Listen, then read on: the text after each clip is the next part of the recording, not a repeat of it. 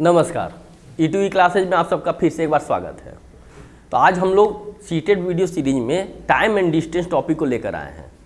तो जिन्होंने अभी तक हमारे चैनल को सब्सक्राइब नहीं किया, कृपया सब्सक्राइब कर लें और अपने दोस्तों को भी फॉरवर्ड कर दें ताकि उनको भी वीडियो का जो नोटिफिकेशन है वो सबसे पहले उन तक पहुँचे और इसका फ़ायदा ले सके।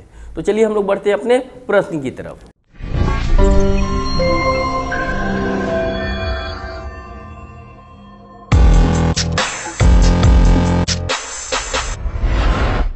सबसे पहले टाइम एंड डिस्टेंस में जो एक इम्पॉर्टेंट फार्मूला है वह है DST, यानी कि distance equal to speed into time. इसे याद रखिएगा। जैसे याद रखने के लिए आपको क्या है कि DST जो है वो मिलता जुलता है किससे? GST से, गुड्स एंड सर्विस टैक्स। तो इसे आप याद कर सकते हैं कि DST, D for distance equal to S for speed into T for time. अब इसी पर आधारित सारे प्रश्न हैं। देखिए किस प्रकार से प्रश्न पूछे गए और इनको किस प्रकार से हल किया गया।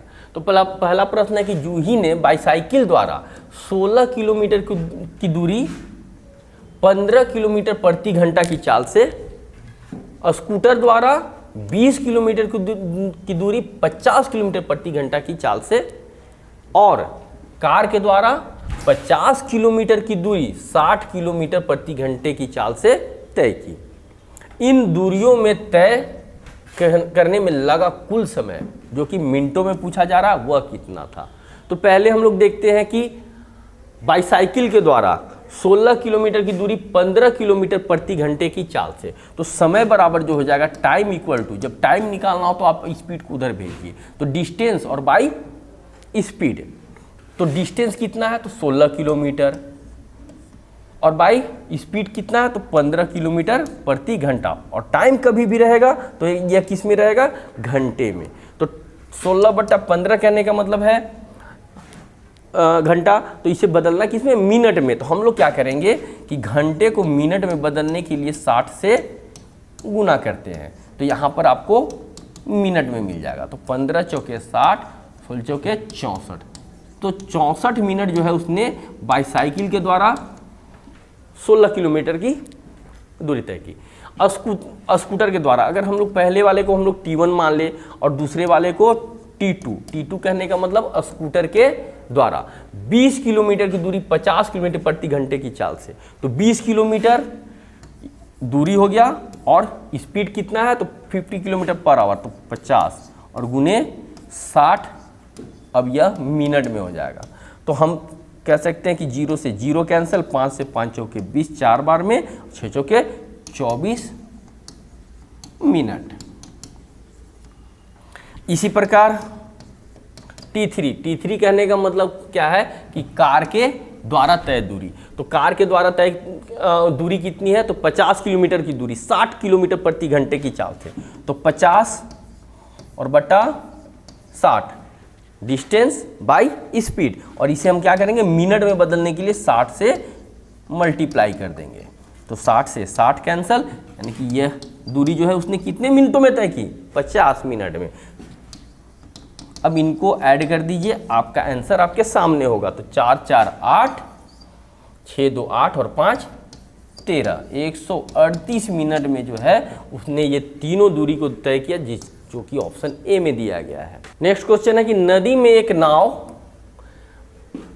की चाल 20 किलोमीटर प्रति घंटा है और एक दूसरी नाव है जिसकी चाल 23 किलोमीटर प्रति घंटा है। ये दोनों नाव एक ही दिशा में एक स्थान से एक समय पर चलती हैं।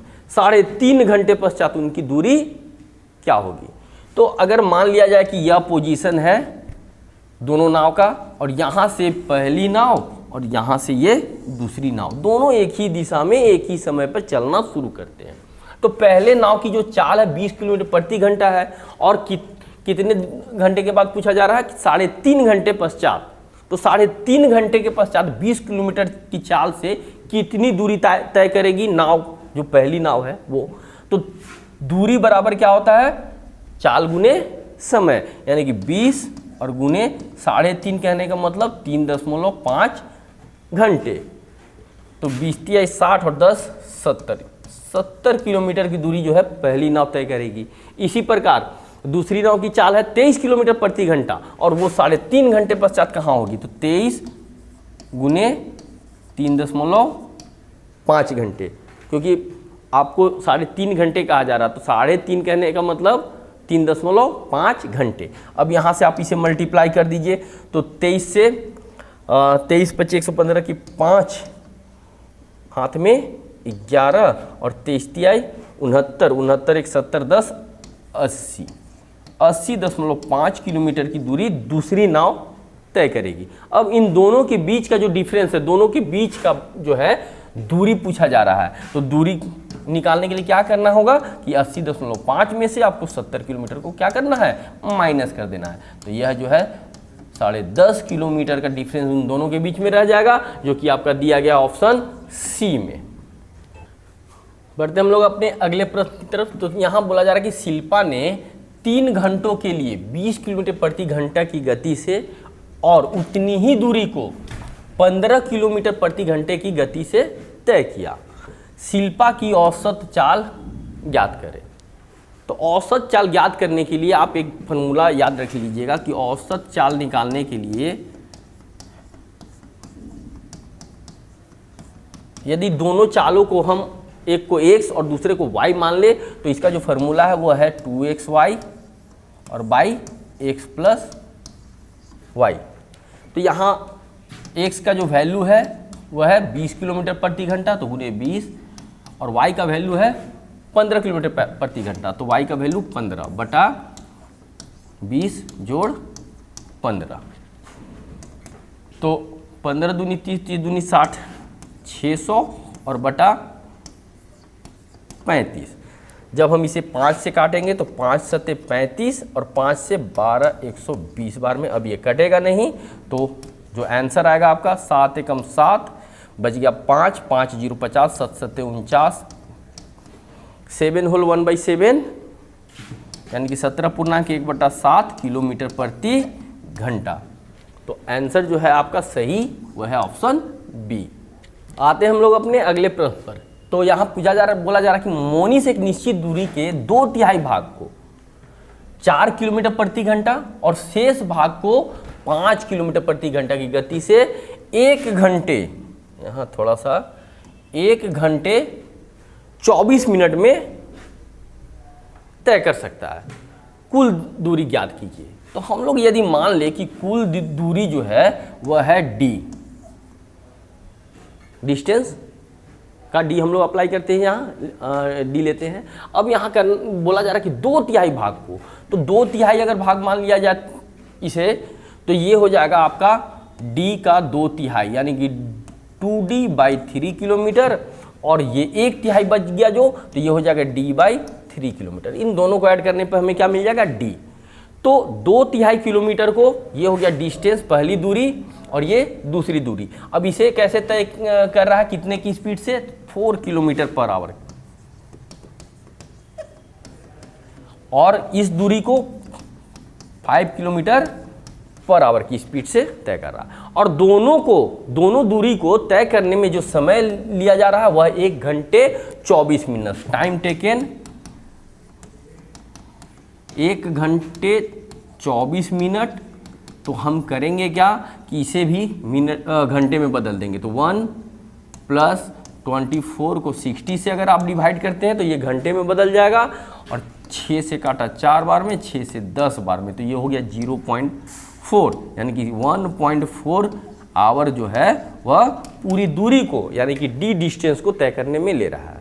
अब हम यहाँ से देख सकते हैं कि डिस्टेंस आपको दिया गया है, स्पीड दिया गया है, तो हम लोग टाइम निकाल लेते हैं। तो t1 = क्या होता है, d/s यानी कि 2d/3 और /4। तो यहाँ से हम पलटेंगे जब, तो 2d/3 4 जब पलट कर आएगा तो 4/1 1/4 हो जाएगा, और 3 × 4 12, यहाँ से 6 टाइम्स में, तो d/6।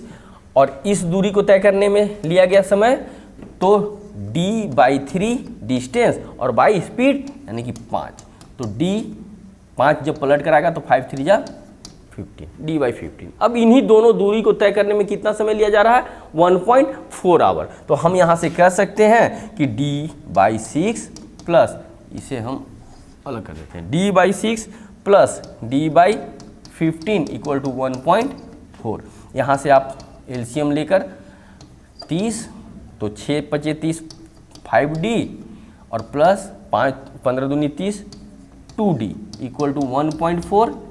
1.4 से क्रॉस मल्टीप्लाई कर दीजिए, 5 2 7 7D इक्वल टू, जब 30 से मल्टीप्लाई करेंगे तो 0 से डेसिमल ख़त्म, 14 × 42, और इसलिए हम लोग कह सकते हैं कि D इक्वल टू 42/7 यानी कि 6 किलोमीटर। तो जो सही आंसर है वो है आपका ऑप्शन ए। अगला प्रश्न आपके सामने है कि एक रेसिंग कार ने एक समान गति से 600 किलोमीटर की दूरी तय की।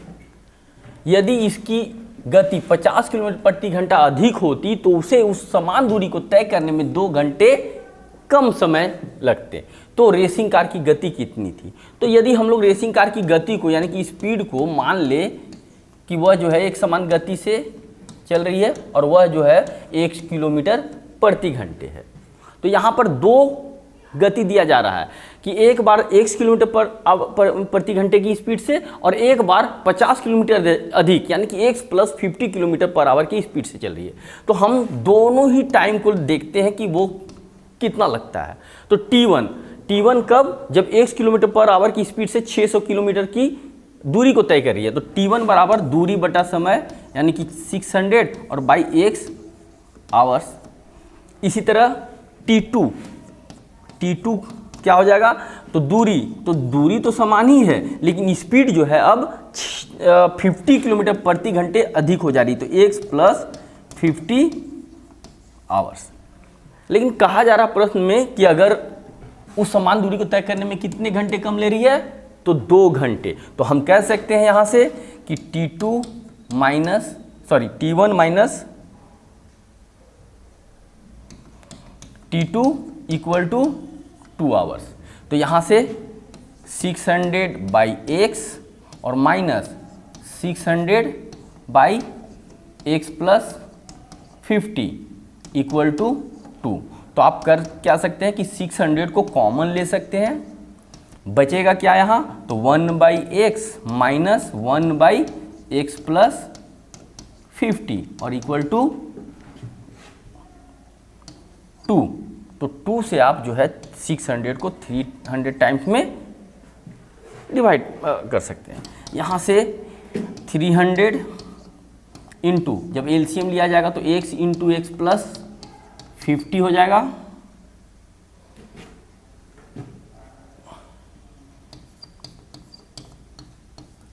इक्वल टू 1, और यहाँ x से डिवाइड करने पर x + 50 और माइनस x + 50 से डिवाइड करने पर x, तो इंटू 1, तो x कैंसल और आपका बचा कितना? 1। अब यहाँ से आपको जो है एक क्वाड्रेटिक इक्वेशन मिलेगा, x इंटू x + 50, तो x² + 50x और 300 इंटू 50 इक्वल टू में आ जाएगा 15,000। अब इस 15,000 को क्या करना है आपको? इस तरफ ले आना, तो x² + 50x और माइनस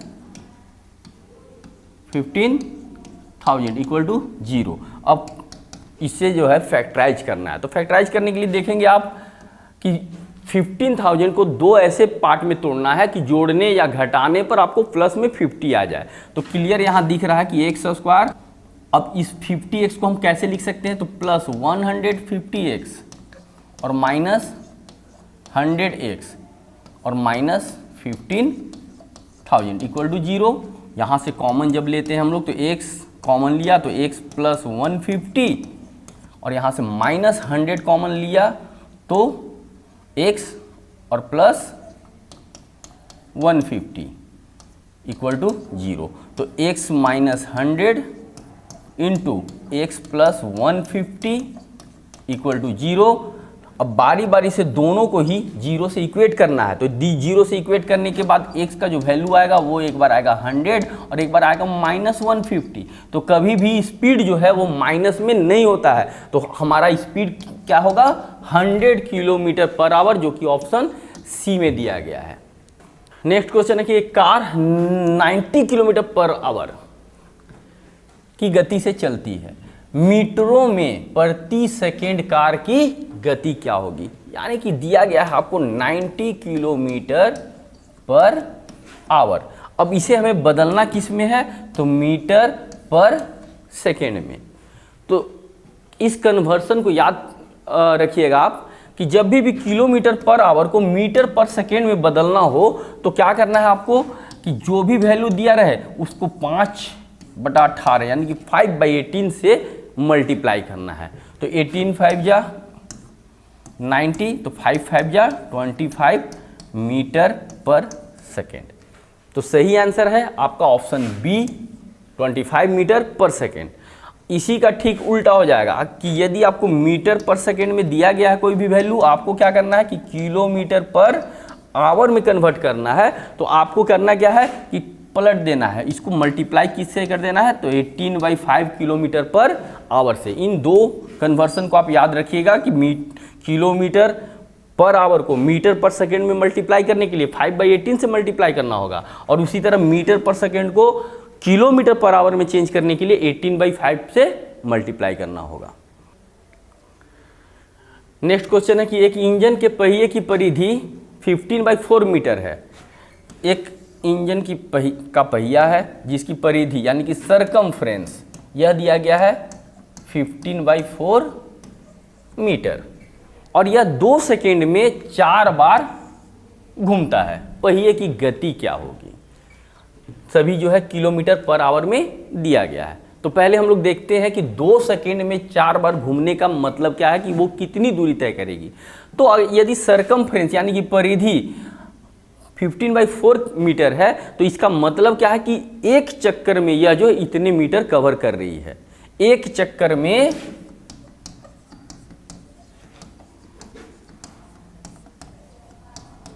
तय दूरी 15/4 मीटर है। अब 2 सेकेंड में 4 बार घूमती है, तो 2 सेकेंड में 4 बार घूमने में यानी कि 4 चक्कर लगाने में ये कितनी दूरी तय करेगी 4 चक्कर में। तो हम क्या करेंगे कि 15/4 को 4 से मल्टीप्लाई कर देंगे, तो 4 4 कैंसल, यानी कि 15 मीटर का जो है यह डिस्टेंस कवर करिए कितने चक्कर में 4 चक्कर में। तो 4 चक्कर में 15 मीटर और समय कितना लिया जा रहा है, तो 2 सेकेंड। अगर हमें बोला जाए कि 1 सेकेंड में कितनी दूरी तय करेगी, तो 1 सेकेंड में 15 का आधा यानी कि 15/2 मीटर।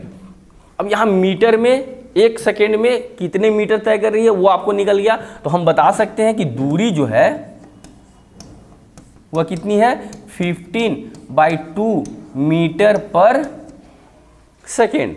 अब हमें करना क्या है कि मीटर पर सेकेंड को किलोमीटर पर आवर में कन्वर्ट करना है। तो जो दूरी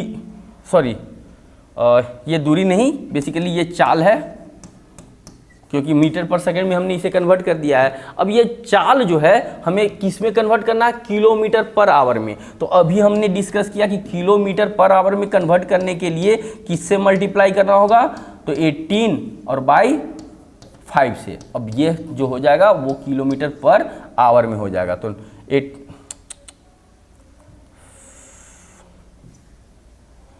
18/5, 5 3 जा 15, 2 से 2 9 जा 18, 9 3 जा 27 किलोमीटर पर आवर। यही आपका आंसर है जो कि ऑप्शन दिया गया है किस में, ऑप्शन ए में। नेक्स्ट क्वेश्चन है कि एक ट्रेन 48 किलोमीटर प्रति घंटे की गति से अपनी यात्रा 10 घंटों में पूर्ण कर सकती है।